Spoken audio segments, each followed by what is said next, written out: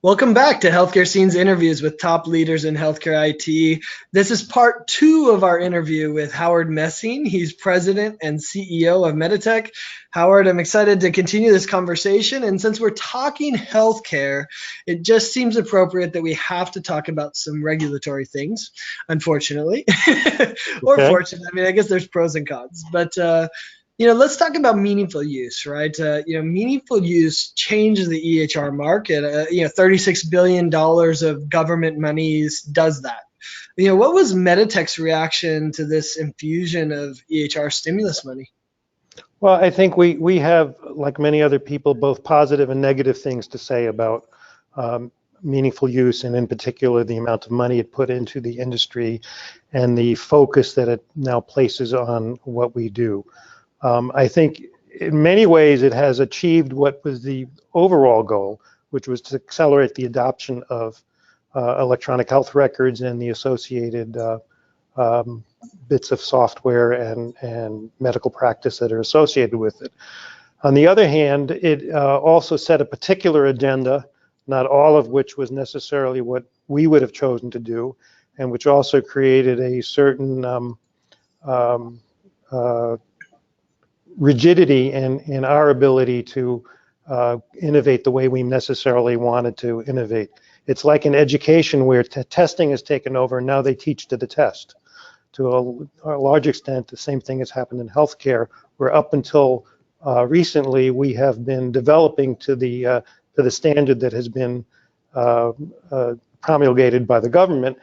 And then in addition to that, doing the innovation on top of that that we wanted to do and that we thought our customers were most asking for. So I think it had a mixed bag. The money that was placed into the marketplace, some of it was spent wisely, some of it not spent wisely. I'm very pleased that to a large extent that is slowing down.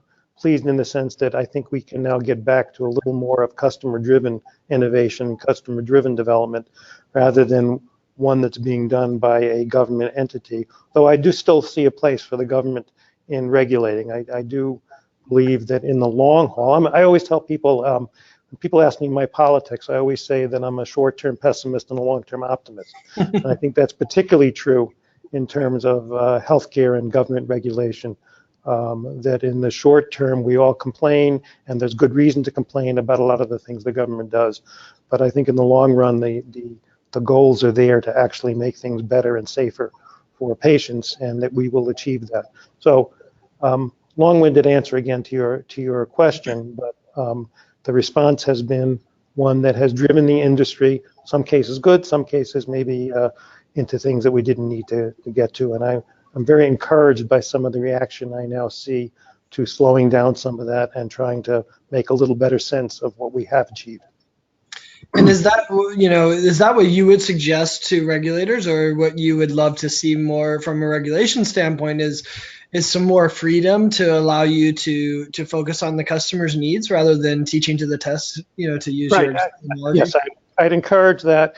And to some extent, it is the same advice I give our developers, which is rather than proposing solutions to, rather than asking our customers how they would solve problems, ask our customers what their problems are, and then work cooperatively with them to find the right solution. If you just ask, if you promulgate a particular solution to a problem, it's not always the best solution. It often has unintended consequences. So my advice to the regulators would be to take a step back. Let's evaluate what we have already done, and then figure out where we need to go from that. I don't say trust the developers, trust the companies. I'm not someone who thinks that we can necessarily do a better job than anybody else in figuring out what needs to be done. But I think it's got to be a little more listening before we come up with new standards. Yeah, and I like the idea that government tries to focus on stimulating things that don't have natural stimulants. And for me, interoperability is a good example of that, where for many organizations, there's actually reasons why they don't want to be interoperable. So if the government could stimulate, and incentivize them to start sharing, we'd see a lot of the benefits. But the key for me is for them not to be so prescriptive with what they require around interoperability, which I think was, for me, the biggest challenge, especially with EHR certification, which was so specific that, it made you have to teach to the test, because guess what? No one was going to buy your system if you weren't certified, right? Well, maybe I should be interviewing you, because what you just said would be the answer I would have given to the whole issue of interoperability and where we need to go. It's trite to say that healthcare is all about incentives. And you're absolutely right that interoperability is not necessarily the place where healthcare organizations have the appropriate incentives. Individual practitioners probably do, but Right. but getting the entire organization incented appropriately is still something we're trying to figure out. Well, and that's the problem for you as an EHR vendor. I hate when people blame the EHR vendor for a lot of things like interoperability, when you're like, okay, well, we're trying to do what our customers want, and no customer's asking us for Right. interoperability. I agree. Interoperability, it's not a technical problem. The technology to successfully do interoperability has been around for a long time. It's a question of both political will and creating the right incentives to make it happen and make sure that the patients are served by that. Yeah. Great. Well, that's enough regulation talk for me, but no, certainly we could talk more. But let's talk about MEDITECH's international presence. We kind of alluded to it in a number of areas in the first part of this discussion. But you've had a lot of success internationally. Was that a goal that you said, "Hey, let's go international," or did it just kind of happen naturally? I think it's a little bit of both. Certainly, we very consciously entered the Canadian market in the 1980s and the British market in the 1990s. We also formed a partnership with a company in South Africa to handle much of the business in Africa and Asia for us. And all those were done very consciously. The growth itself, though, has been kind of organic, and we've been seizing the opportunities as they presented themselves. So it's a little bit of both. And certainly we had tremendous success in Canada and good success in the UK. And we're starting to see more success elsewhere in the world. So let's talk about that success in Canada. I mean, I think you quoted before you have about 47% of the Canadian market, which is impressive for such a great market. What do you think made you so successful in Canada? I think the success in Canada was by the nature of their healthcare system. They're more motivated clinically than financially. And we were a company that was focused on the clinical side of healthcare earlier than we were on the financial side. And so there was a natural fit there. In the 80s, when many of our competitors were really focusing on billing systems and payroll systems and so forth, we were rounding out the clinical applications that we had. And there was a great desire in Canada to adopt that. We also formed partnerships with a number of Canadian healthcare providers to make that happen, and began to grow to the point where we are today. Yeah, I imagine having, I mean, obviously there's a similar culture in the US to Canada as far as, language and other things that probably made it easier. And then once you're into one, it probably just helped your growth naturally. So you've had a kind of a similar success, I would describe, in South Africa, which you partially mentioned, with it looks like 21 hospitals, if my numbers are right, and 95% of the commercial labs, which it's interesting how that harkens back to your lab origins as well, with 760 sites there. Was there something special about MEDITECH that made it work in South Africa, or was it just a connection, or how did that roll out? Well, I think some of it's a connection. The particular individuals involved there in wanting to do the business in South Africa, I have the highest respect for, and they worked very, very hard, particularly in the 80s and 90s when there still was apartheid, and we were allowed to do business in South Africa because we were healthcare, but there was still a great burning need there to do this, and we were willing to work with them. Commercial lab there was growing at the time, and our software was particularly well suited, and that gave us a foothold in that country. And we have continued to do that. We're very close to the people there, and they are in fact expanding into other markets and have expanded into other markets. And we see them as a big part of the reason for our success in Asia and Africa and hopefully moving forward, they're going to be doing business with us in the UK. Nice. Well, I bet there's some good apartheid stories there that maybe aren't even allowed to be shared. There are lots of interesting stories from our international market.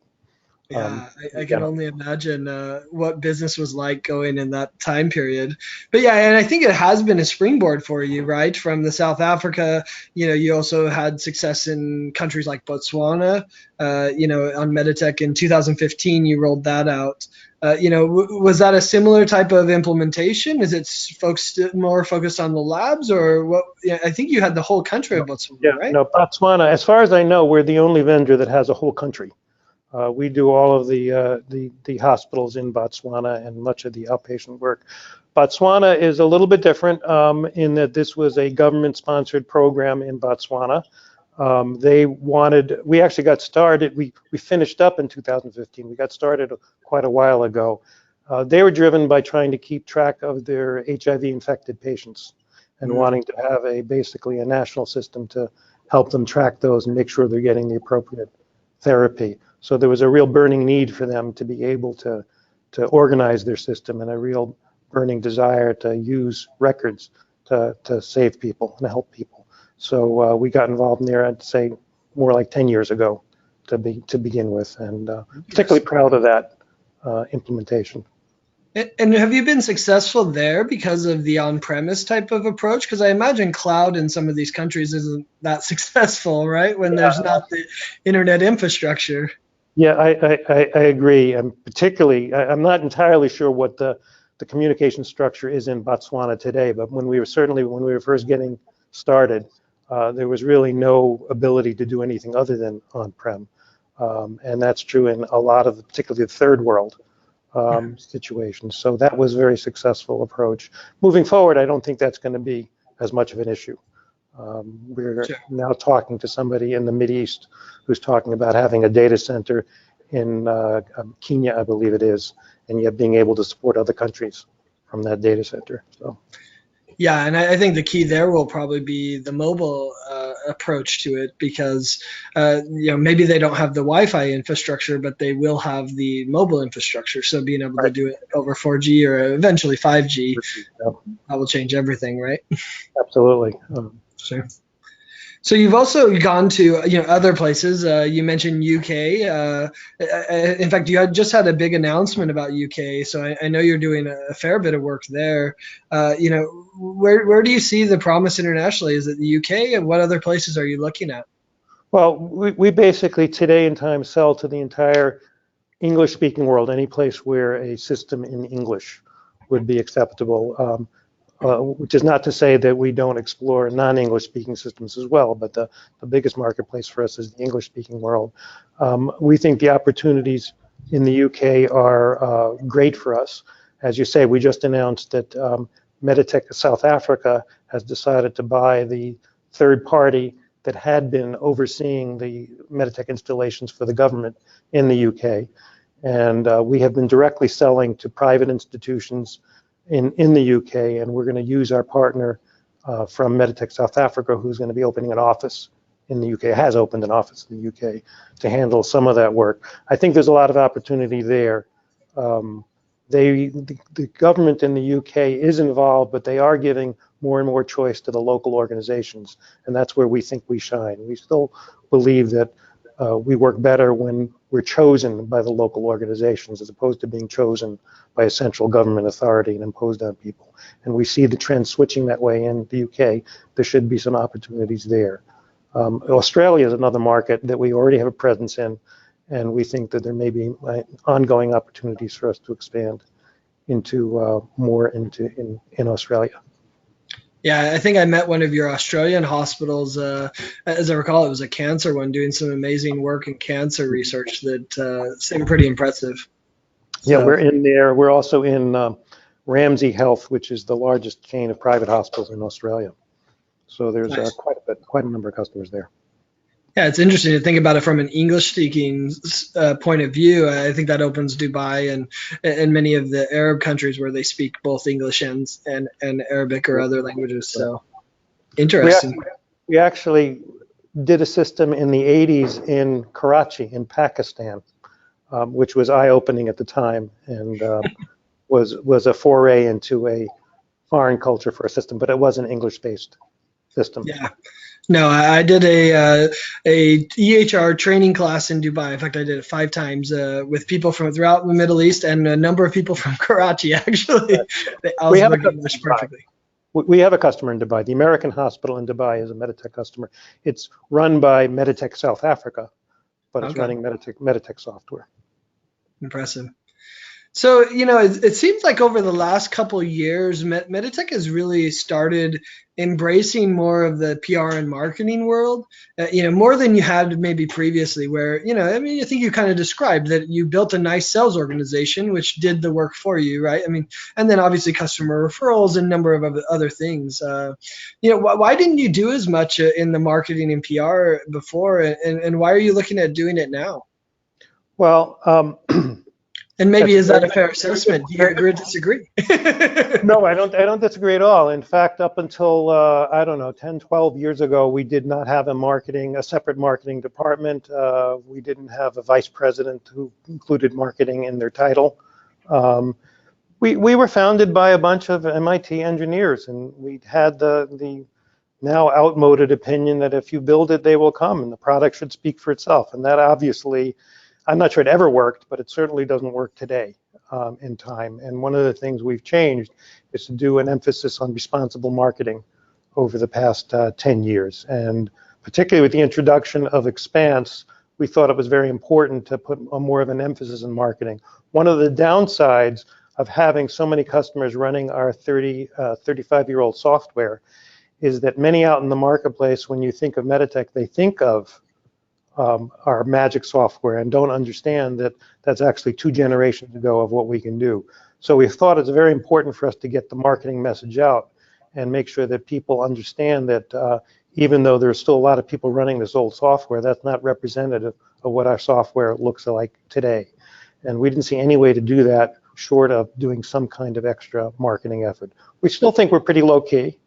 You won't find our name on billboards at HIMSS, and we really think it's important to not have Super Bowl ads that feature MEDITECH. But you will see a bigger emphasis on marketing for us today and moving forward. Yeah, well, I guess one of that goes back to being a private company as well. When you're a public company and they don't ever see you, that impacts it. But as a private company, you don't need the Super Bowl ads. So That's I right. guess We're there's not. some of that A lot too. of marketing is done to shareholders, not customers, and we don't have the need to do that. Yeah. Exactly. That's really interesting. And I mean, I guess at the end of the day, it's focused on the value, right? But I think that is an important message. I mean, it just still shocks me from our first part when you said, we haven't sold Meditech for 20 years, Yeah. and you're still supporting it. And then, I think that's a hard barrier to overcome of 50 years of culture, and past understanding. So, you have your marketers have a difficult challenge, I think. They do. I mean, I try to be very sympathetic to them when they have issues that they want to solve. Yeah. But I think you have created more of a voice. In fact, an example of that to me, and this isn't quite marketing, but it's kind of part of it. I mean, the face of Meditech in many ways is Helen Waters, who was just elected to the Chime board, and she's certainly had a much bigger voice in the media and other things you're doing. But I think it's really interesting that your senior team, and I would almost describe the face of Meditech, is Helen Waters, to another extent, Hoda, to your customers, Hoda Syed Friel, right? She's a big face, and Michelle O'Connor, another important executive at Meditech. And these are all women, which I think is valuable, and I say that because it doesn't happen a lot of places. Mhm. Was this intentional to really have women as part of your team, and more importantly, what's been the value of having women as part of your executive team? Okay, I don't think it was intentional to have those 3 women as part of my team and not have men as our executive VPs. But I Uh, think it was quite intentional to make sure that we treated women fairly and equitably, and have done that for a long time. I like to say that we're a family-friendly company, and we have I believe, not only mouthed the words, but actually lived the idea of being family friendly for many years. And I think that's created opportunities, particularly for women, to exceed and grow into senior positions. And if you go throughout our company, you will find a fairly good mix of women and men in all kinds of senior positions within us, which again, I do think is very different for a technical company to have that happen. And again, I'm very proud of the fact that we have women in senior roles.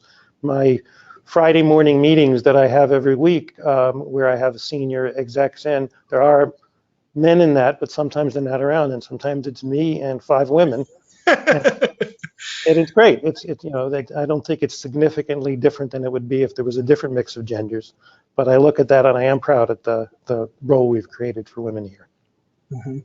No, and I think it brings a different emotion to sometimes. I've seen the women bring a different perspective. Especially with women being the main caregivers as we've seen. So I think it's something to be applauded that you have so many women. So I appreciate that.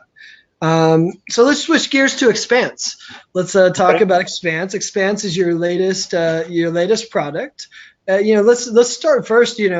And we talked a little bit about this, right? That you like I can't remember if you said every decade or so, to kind of scrap the old and start with the new. What was the thinking when you decided to go back to the drawing board and create an EHR from scratch? I should preface it. I wrote a blog post maybe a decade ago that said, "Create an EHR, develop an EHR from scratch. Are you crazy?"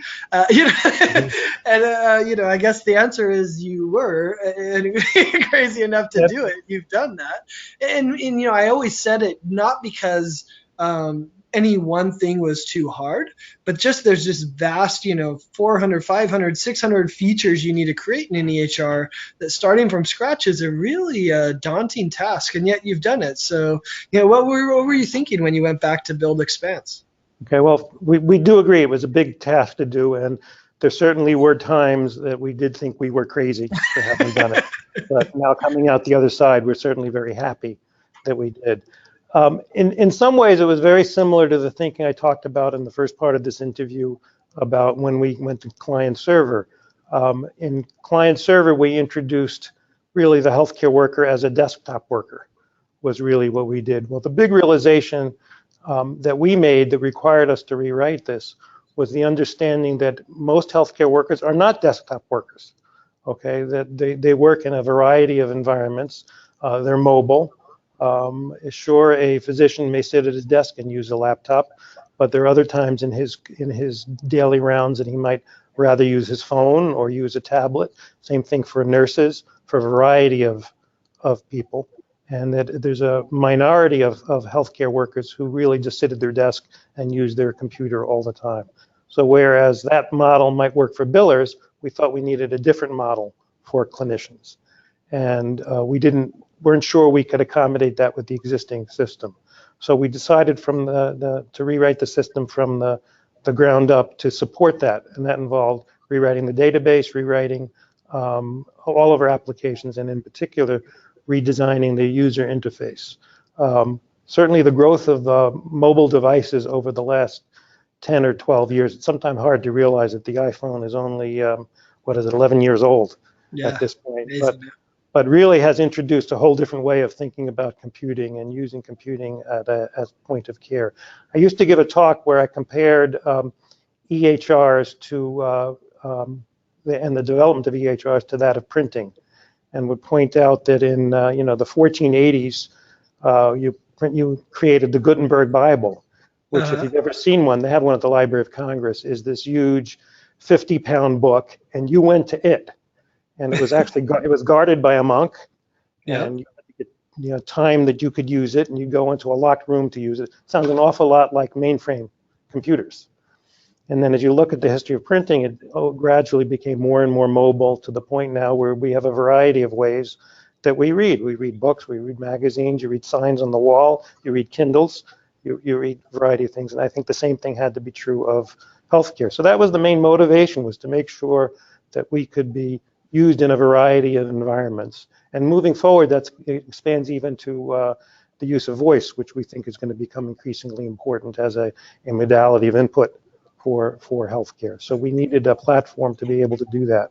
And that together with some of the technical accomplishments that the field has seen in the last 10 or 15 years, with the rise of the internet and the ability to really use the internet in a distributed fashion and position us for an era where we weren't necessarily on premises for everybody. Both those things together made us want to do the new platform. And so that's where we started on this a good 9 or 10 years ago with undoing the underpinnings. In the last 4 or 5 years have seen us redo the user interface to the point where we think we are the only major vendor to have done that. And not that the others won't eventually get around to doing it, but right now we have a system that we think meets our customers' needs in a way that nobody else's does. No, I think you're right. I'd seen it, tweeted out or different things where, MEDITECH is the only HR developed in the post-meaningful use era, which I think is pretty accurate. There may be one or two smaller ones but of the major players, I think you're right. A lot of your competitors have been beating this cloud drum, and you even talk about that, right? The on-prem versus cloud, drum for a long time, but Expanse seems like it's MEDITECH kind of embracing the cloud in a new way that you maybe hadn't done as much previously. Would you agree with this, or what's your take on the cloud and kind of MEDITECH's approach to cloud? Well, absolutely. Well, first of all, I think that moving forward, all there's going to be essentially is either the public cloud or perhaps largest institutions will continue to have their own private clouds. But Right. all that will come 10 years from today will be that, and there's no way that a 200-bed hospital all by themselves somewhere is going to want to have a system on their premises that they have to staff and maintain and deal with. So we think that's the right way to go. And the technology of Expanse and the technology of the industry has finally gotten to the point with internet-based systems that's a very practical thing to do. We introduced our own cloud-based system about a year ago for small hospitals. It's getting some traction, and we expect to increase that over time to serve all of our customers, and think that there's a lot of advantages. And that's not even beginning to talk about the security issues that are involved if you maintain that yourself, which perhaps can be better done if you're using one of the large cloud providers. So there's lots of advantages, and then I think that security will end up being the final thing that says, really, you really need to be running in the cloud. No, I mean, I think you bring up a great point. Like, can you imagine a new service rolling out and, that's not cloud? Like, if they weren't cloud, would you adopt them? So CIOs that think the cloud, the cloud is not their future is pretty shocking to think about, right? I talk to a lot of kids who are creating startups of one kind or another, and if you had to tell any of them that in order to do their business, their customers would have to go out and buy computers, you'd be laughed out of the room. So, and yet that's what you did for a lot of years, is you had to provide the terminals yourself. Right. Well, to some extent, when MEDITECH first got founded, it was also a point where people did not buy their own computers, and our first customers were all time-shared.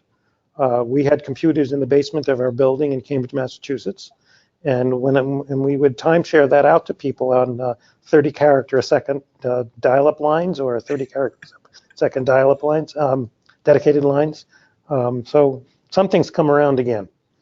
I was going to say, in some ways it's coming around. You're doing it timeshare of the cloud, right? Amazon Right. services. Exactly. You got to pay for so many processing power on the cloud. So yeah, it's fascinating. So, and another big development that I think, it would be interesting to hear your take on it is really MEDITECH's Greenfield, which is your new API for third parties. What's your vision when it comes to API and really third parties being able to access the MEDITECH system? Well, I'm very excited about it. We've always had a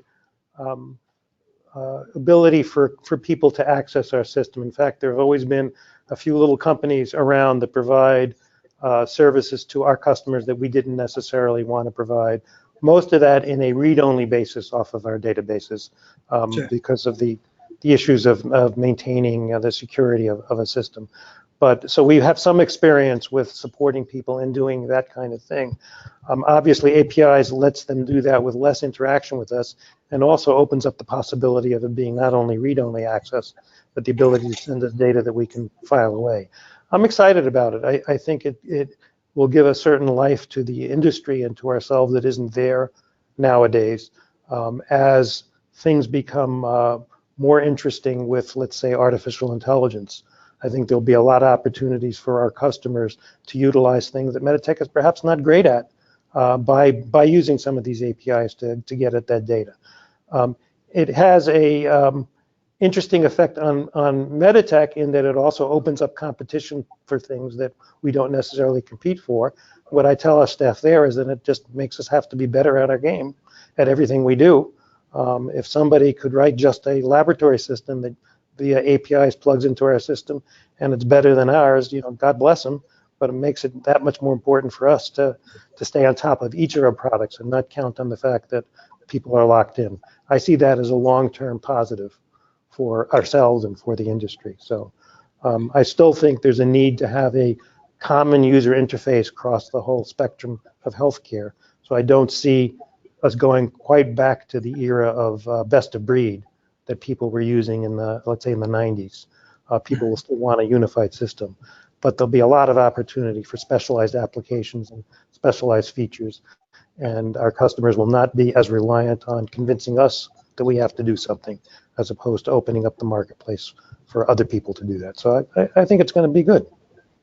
I love your example. I like to push people on this, and yeah, I mean, it's really a question: how open are you going to be comfortable opening up, right? I challenge with the question: what if someone wanted to rewrite your interface?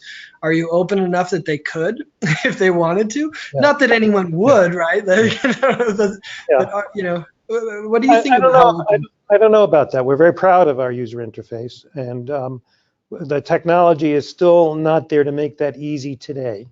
Sure. There are people trying to do that, and with some success. And if they can, great. Again, it means that we have to be at the top of our game and have our user interface be the preferred one for people. But certainly, I think as the number of APIs grow, that will become a possibility, and we'll just have to see where it heads. Yeah. I don't think that us locking anybody out of anything is in the best interests of healthcare. No, and I put my marketing hat on for a second and kind of like, if you're willing to let them rebuild the interface, if that's what they want to do, then that shows how much confidence you have in your own interface, one, and two, it shows the trust that you have in your customers to be able to build on top of it. But and like I'm not sure anyone would really do that. Whereas Right. the things we do know they're going to do is they're going to create precision medicine interfaces for Right. genomic medicine that there's no way MEDITECH's going to build, right? And Right. yet those hospitals, healthcare systems are going to need it for precision medicine, for pharmacogenomics, right? I mean, things that absolutely are going to be needed by hospitals, and no EHR vendor is going to be able to build them. So I think it's a good approach. I agree. There's a lot of very exciting work being done with machine learning now that is not our forte.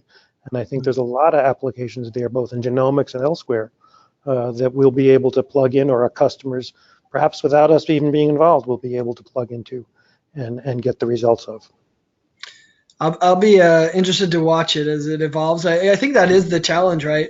How do you get your API to the point where they can literally build something on top of it and you basically Right. weren't involved? That's a powerful idea, and I think most EHR vendors are scared of it. So it's interesting to see you embracing it as part of it. So. Um, so let's talk about some of your customers and and really kind of your vision for MEDITECH going forward. One that I think is interesting is that I think MEDITECH seems to put more focus on your customer sustainability in the marketplace. You talked about in the last part how you're one of you're not the most expensive EHR. That you provide a lot of value to your organizations. Where does this effort to kind of create a sustainable product come from? And has that always been your focus, at MEDITECH? I think it without realizing it, it's always been our focus. I think it's particularly grown over the last 10 or 15 years as the price of healthcare has gone skyrocket and the results have not been achieved for that price. So we have noticed that both the prices that we charge and the costs that are involved in maintaining a MEDITECH system are lower than our competitors, and we do feel responsible to keep it that way. So it's become a very conscious effort over the last, I'll say, few years, even though by the nature of our technology, it's always been that way. It grew out of the early days when we did the whole stack ourselves. There were less people at the table when we did the whole stack, so there was less costs involved in running a MEDITECH system. I think that's where it grew, and we've just maintained it in the long run. Interesting. Well, and that's one of the advantages of being private, right? A public would never want you saying this, right? Right, We could right, charge more, and yet we're trying to focus on the right, right. sustainability of our customers. Well, we do think also, we think in the long run, it is actually to our financial benefit. Sure. Again, we really want to focus on getting the customers and then keeping them long term, and providing them value for what they're getting. So I do think it is for also the benefit of our staff and shareholders. Right. But I guess it goes more to the point we're not running just an altruistic business. No, sure. It is absolutely a business proposition. Yeah, and it goes to your point of short-term versus long-term Right. revenue. So Right. that's a powerful idea. So, what hasn't MEDITECH accomplished yet that you still want to see accomplished? Well, I'd like to see us grow some more, particularly in other modalities of care. As I said, we started off in acute care. We've expanded through much of the healthcare market. We don't have as much of a presence in long-term care and mental health as a behavioral health as I would like to see us have, and so I see some areas for growth in that and internationally. I'd like to see us really provide more services than we do. When I used to be at a cocktail party or something, people asked me what I did. I said I ran a software company. I've kind of changed that a little bit, and it's getting to the point where I don't quite say I run a healthcare company, okay, but I could see that happening eventually in the sense that I think that the services we provide will become more and more important of a component. We already provide a lot of services, but we don't actually provide the consulting that perhaps some others do provide, that I see us growing into, and being able to really give people advice not only on our systems, but how to best utilize those systems and what the best standards of care are. And we'll see where that goes. Again, nothing earth-shattering is changing in the short run. We're not going to start renting out doctors to people. But I do see that Staffing company. Right. I do see that as a growing impact to the company. Well, yeah, that's interesting to think about. People always look at healthcare IT and say, is that healthcare? And I've always said we have an impact on it, right? And it's hard to quantify sometimes, but it's a powerful thing. So if you could say one thing to the industry, what would it be? I'd say it's really focused on the patient. That we want to make sure that the patients are getting the safest, best care, and we tend to focus a lot on needs of physicians and needs of nurses, and that's important, but you can't lose the patient under that. And we have to be better able to explain why we're doing what we do. There's been a lot of pushback on EHRs in the press. Atul Gawande's article of a few weeks ago about his experiences with EHRs, and I think that we have to make a better case for ourselves that we are already providing a great service, and that in those cases where we aren't and where the healthcare providers don't think they're providing the best possible service to their patients, we need to understand exactly what that is and become a little more lean and nimble in getting to the point where we do that. And I think that's absolutely within our reach in the near future. Mm-hmm. No, I think we've talked about physician burnout quite a bit, and I know it's a popular topic for MEDITECH. I think the idea of patient burnout with multiple portals and getting through the system is just as big a challenge. I agree. That we need to deal with. Yeah, we're winding this down. Otherwise, we could have a good discussion about incentives for patients. We talked about incentives for the healthcare organization, but that would be another area that we need to explore. To make sure that patients are being taken care of properly. Definitely. And yeah, I mean, interestingly enough, I mean, people are doing more patient advisory panels. They're including the patient in their development work. I think one of the powerful things, and this was one of the, first times that MEDITECH and I worked together, we did a meetup at HIMSS last year, and we had this whole group of patients that showed up for the meetup. And having their voice there was just really powerful to be able to share, really their view on it. So, I appreciated MEDITECH, really kind of embracing the patients. I went in the audience, handed it to some patients, let them talk, right? And gave them the microphone, which I think is an important thing that in some ways got lost, for in some of the development work. I think this is true across the industry in general. So I think it's powerful to bring the patient in and needed. Right, I agree. So, yeah, we are wrapping this up. So I think, the best way to end it up is really kind of say, what's the future for Howard, right? I mean, is there a transition plan beyond Howard? Is Howard planning to do this till his final days, or I mean, you've been doing this 44 years. That's an amazing career. What's the future for Howard? Well, I'm still having fun, and I still think I can make a contribution. I don't intend to ever completely retire. We have a culture here at MEDITECH where our senior people don't necessarily have to retire, but they perhaps should take a more backseat role. So we've focused a lot on succession. You mentioned my 3 executive vice presidents. They're all wonderful, and they're all great leaders, and below them there's another level of people I'm very happy about. So they'll take on more and more responsibility. They already have and will, and presumably at some time in the future I'll go to a more part-time advisory role. But I'd still like to stay involved here, at least while I'm physically able to, or actually mentally able to too. I don't see Or as long as your wife allows, is that? as long as my wife allows it, yes. As Although long as she's it's busy grandbaby. babysitting these days, so she's busy all the time. So. That's good. I was gonna say, the allure of grandbaby is tough. We all. I've Yes, seen many people, have to succumb to it. So. I agree.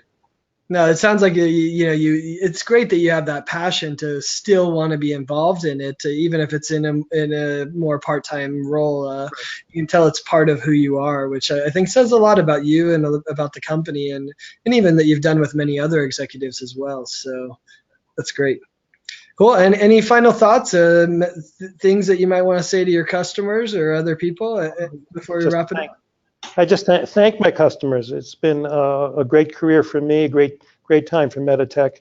We have a lot of very loyal, excited customers who have been excited for a long time. And some of my best friendships are not only with staff here, but with some of the customers I've had over the years. And that's been a wonderful thing to do. And I hope to be able to serve them for a long time to come. Awesome.